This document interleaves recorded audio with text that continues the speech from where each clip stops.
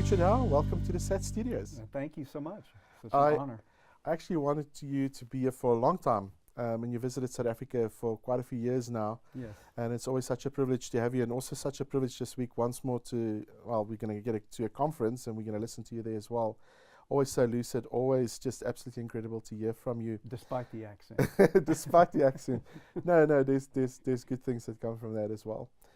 Today I want to speak to you about divine simplicity, because it seems like it's almost, especially omniscience, and there's a lot of conversation surrounding, why we should uphold this classical doctrine of Western theology. Maybe just for the listening audience and students, you can just quickly define what it means when we speak about divine simplicity. So it's simple, ironically, but it's a complicated doctrine once we get into the weeds about it. But straightforwardly, the doctrine of simplicity maintains that God is not composed in any sense. He's not, obviously not physical parts, but he's also not metaphysical or logical parts.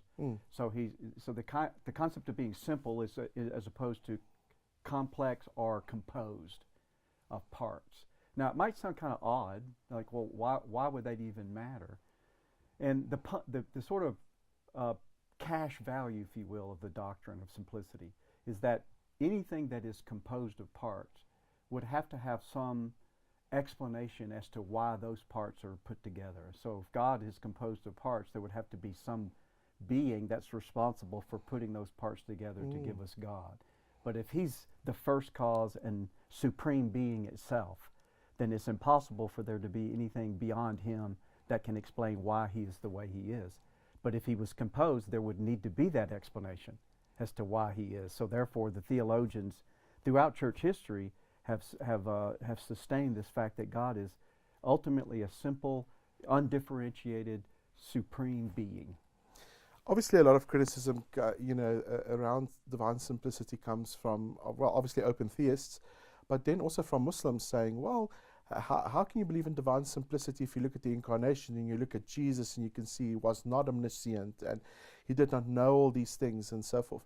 How would we go about reconciling the incarnation and what we see in the person of Jesus Christ and divine simplicity? So I like this question because I think it reinforces, at least in the mind of a Christian when they reflect on it, how critical simplicity actually ends up being. Yeah. Because I think the challenge that the incarnation might pose is tethered very closely to the challenge of the Trinity itself. Exactly. And usually that's one of the first things I hear as an objection. Well, how can you maintain that God is a triune being at the same time that he's an undifferentiated, uncomposed, simple being? And what I think is ironic about the challenge, if I may address the Trinity first, sure, and then segue into the incarnation. What I think is ironic about the challenge is it seems to me simplicity is the very doctrine that preserves us and guards against two heresies. One, either tritheism with respect to the Trinity, so that the three members are three gods, or what some call partialism, where God is only the composition of the Father, Son, and Holy Spirit, meaning none of them individually are God. So the Father's not God, the Son's not God, and the Holy Spirit's not God. Yeah. And so, again, it's ironic that what some people at the surface might think is inconsistent, simple yet triune. Simple is the very thing that keeps the Trinity from collapsing into these heresies.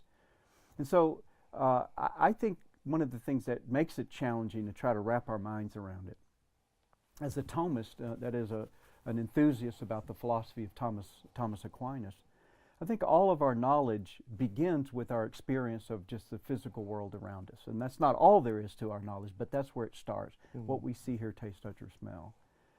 In all of our experience of things around us, the only way things can be related is either two different things, like my relationship with you or this tree's relationship to that bush, or two parts of something. The branch relate to the trunk or the leaf to the branch. But if we deny that God is more than one being, and we deny that God has parts, right, then it follows that the relationship that God is just is his simple being.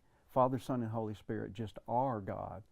But since we only experience relationship in terms of parts of finite things, it's hard, I think, to conceptualize what it means to be a relationship, Father, Son, and Holy Spirit, and at the same time be undifferentiated, simple being. So I think then if a person is it kind of gets a handle on that, I think it makes the incarnation a little bit more easy to manage intellectually in the sense that what the traditional doctrine of the incarnation affirms is that God, in his nature, took on in the incarnation a human nature, so that the person of Jesus has two natures. This is what I think Muslims misunderstand. So, you could construct a syllogism that makes it sound heretical. Do you say, well, Jesus in Luke 24, when they saw his resurrection, he said, hey, touch and feel me. I'm not a spirit, as because I have flesh and bones. His spirit doesn't have flesh and bones. Yet Jesus also said in John 4 that God is spirit. So that would seem to follow, then God doesn't have flesh and bones. Yeah, but sure. if Jesus has flesh and bones, then it seems to follow logically he's not God. Yeah, for sure. And every one of these little conundrums, well, God knows everything, but Jesus didn't know certain things, like his second coming. Or God doesn't change, but Jesus grew.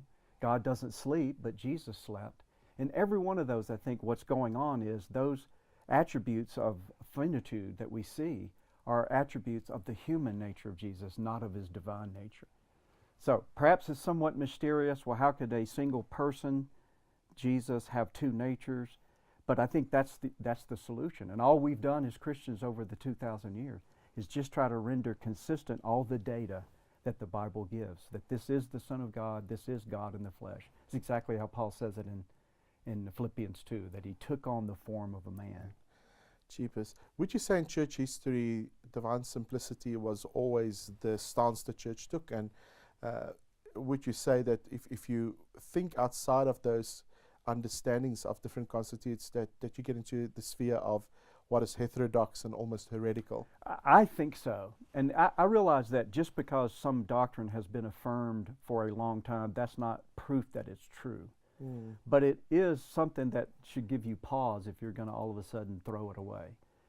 So yes, I do a presentation I just did at Academia up in Pretoria called God Fading Away, where I try to chronicle the testimony of the church fathers up through the medieval scholastics, even into the Puritans, all the way up into contemporary theologians.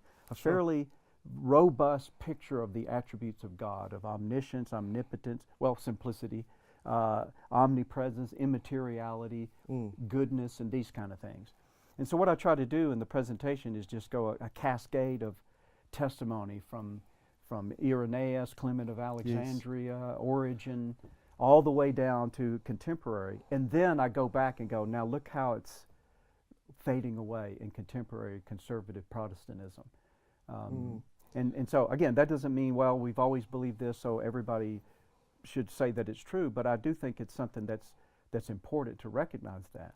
And then I would, obviously the onus would be on us who affirm these attributes to give an accounting. Well, how do you know they're true? But at least, to answer your question, that's been the testimony in a chorus of voices throughout 2,000 years of church history. And simplicity's right there from the very early stages of the church fathers. Yeah, and what we found today is that a lot of theologians would say, for instance, well, if we are truly free creatures, God cannot really know the possibility of our free choices, and therefore God does not know everything. That's one way of phrasing it. Others would say, open theists would say, yes, but when we look at the true freedom of man, it precludes that God has any knowledge of what we would choose, etc., etc. What is the discussion surrounding the omniscience of God and divine simplicity, and how does it undermine divine simplicity? This is a keen problem.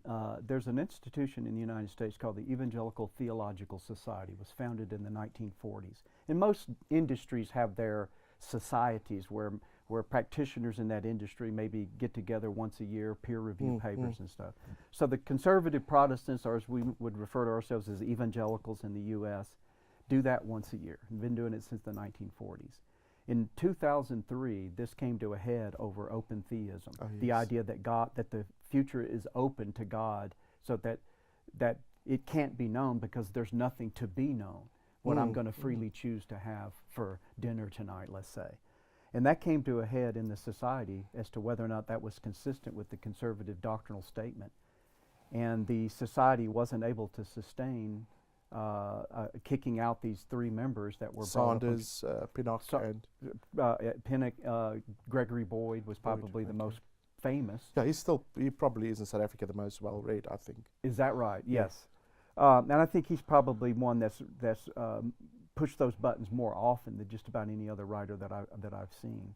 So all of that is to say that, for better or for worse, American conservative Protestants have tacitly accepted open theism as part of the, penumbra, if you will, of evangelicalism, which I regret. Wow. And stuff. And I think it's predicated on the misunderstanding, or several, one of which is that their reflection on whether God can or can't know X versus whether we can or can't know X is built on the false assumption that the way God knows things is the same as the way we would know things. Yes, absolutely. So to me, for them to say, well, one of two things, and Molinism is closely related to this, but for someone to say, well, God can look down the corridors of time and discover what someone would do in a certain situation, that's the kind of Molinist.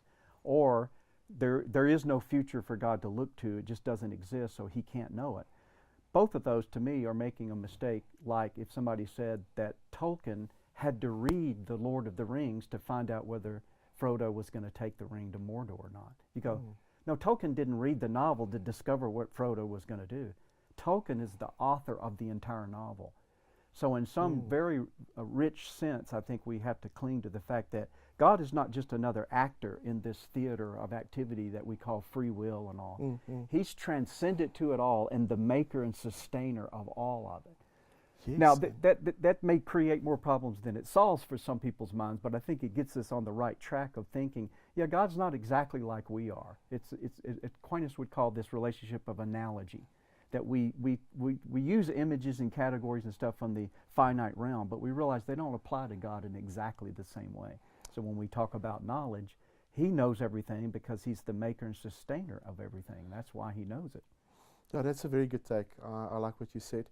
I recently read through Thomas J. Oort, through he's an open theist. He's more open than Gregory Boyd. Oh. And what he's done is in his book, he wrote a book called The Uncontrolling Love. He takes the property of God, we would say the property of love, and he says this is the ultimate property of God.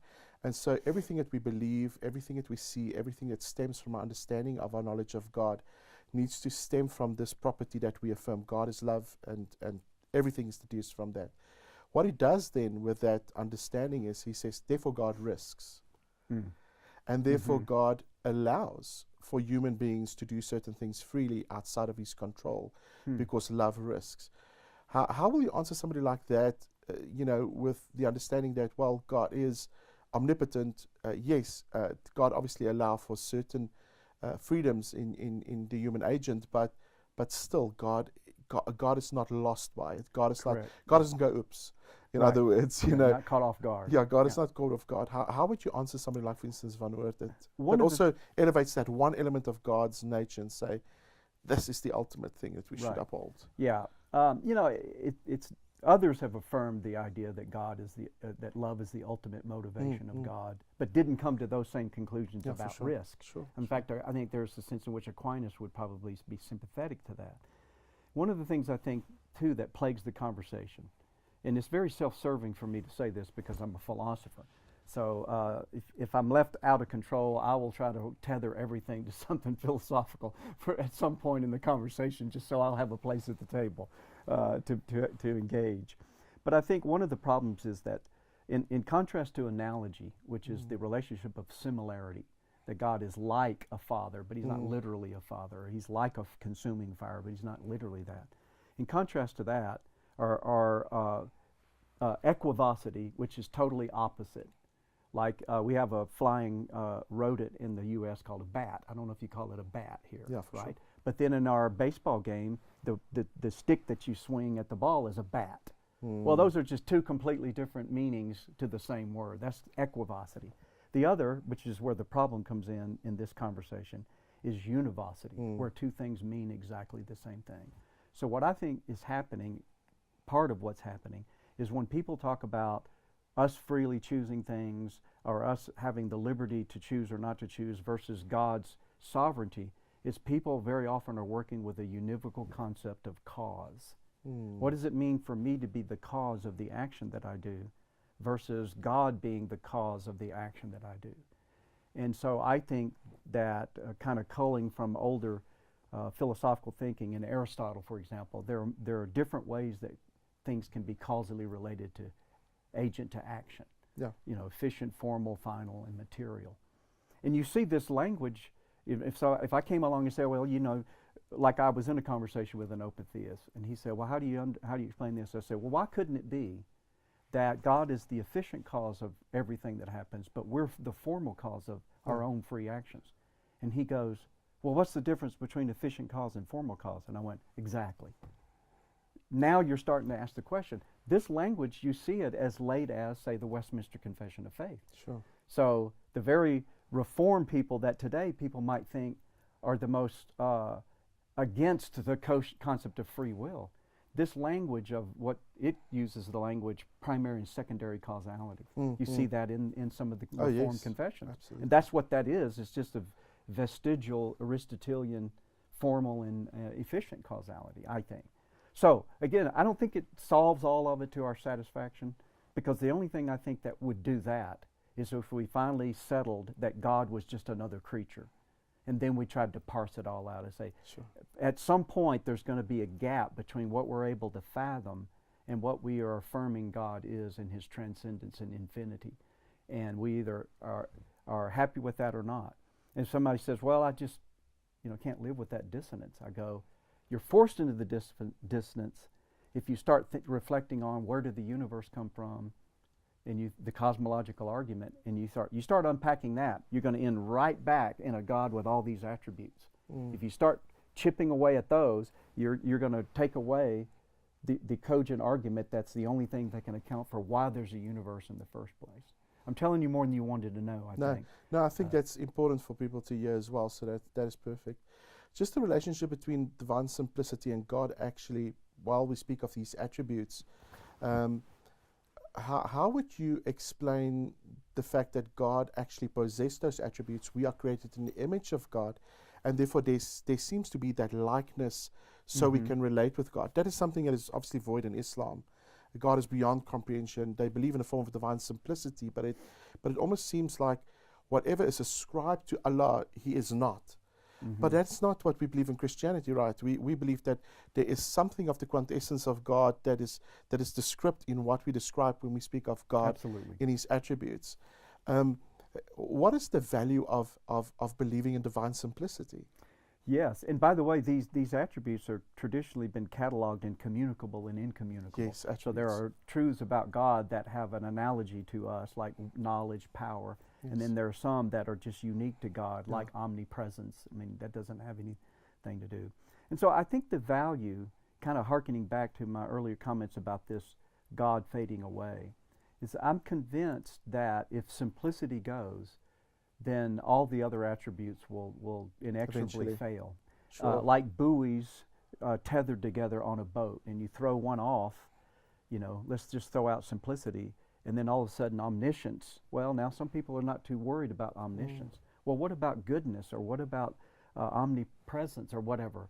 Well, even omnipresence is another one I deal with Clark Pinnock.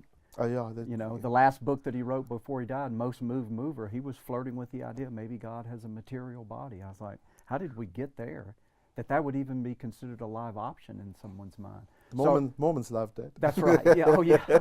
They would love that. They'd go, see, we told you. Yeah. So again, I think that the argument would have to be made in full, but I think simplicity is the fountainhead. It's telling that after Aquinas proves God's existence in question 2 of the Summa in part 1, then the very first characteristic of God he explores is simplicity in question 3, and then from 4 through 25 cascade all the other celebrated superlative attributes of God. So I think that tells us something, that this is the fountainhead. If it's gone, then the rest of them are going to be pretty hard to sustain, in my judgment. Yeah. What is the argument from open theists that there seems to be a discontinuity between God and time? It always seems like people that deny divine simplicity always find themselves in God's relation in time and to time seems to be problematic. What is the problem? So I think the problem is just a kind of an untenable notion of what time is. Aristotle would have defined time as the human experience of change. So we experience the actualization of potencies. A papaya seed grows into a full papaya tree or whatever, or a zygote grows into a full human being if nothing interferes. And so that experience we have of the actualization of potencies, I think just that is time. But in the conversation, it seems to me over the decades, if not more than a century, time has sort of become this thing that somehow is like a container in which things occur. And I go, I don't think that's what's going on. So God is always beyond the categories of change, that's immutability, and is able to know everything as if it was all a now to him, if we want to use the analogy of time. And there I go appealing to analogy again.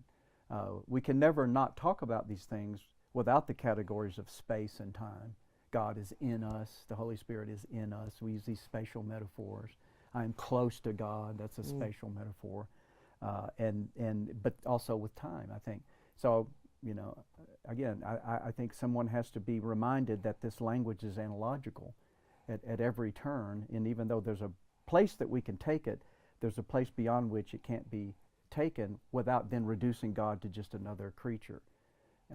Which makes it all coherent, but then all of a sudden he's no longer God. Yeah, absolutely. And I think that is exactly what a philosopher like Abraham Junkel got to when he speaks about this reality that God is almost growing in a sense and still actualizing and still in becoming, which is pretty odd if you think of it. Yeah, and that's Whitehead. I mean, a lot of that finds its origin in Alfred North Whitehead's process theology.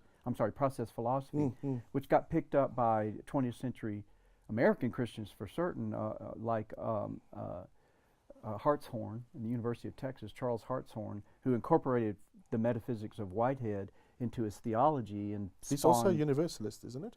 I think so, yes. I can't quote you, but I'm pretty sure he is or was.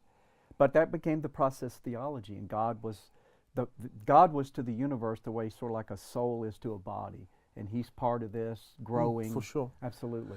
I've even seen that they seem to write about I think Jürgen Moltmann, the way God suffers in this world, and there's a lot of discussion even with Gregory Boyd on how God actually perceives this world. Does he really suffer in the way or similarly to what we suffer?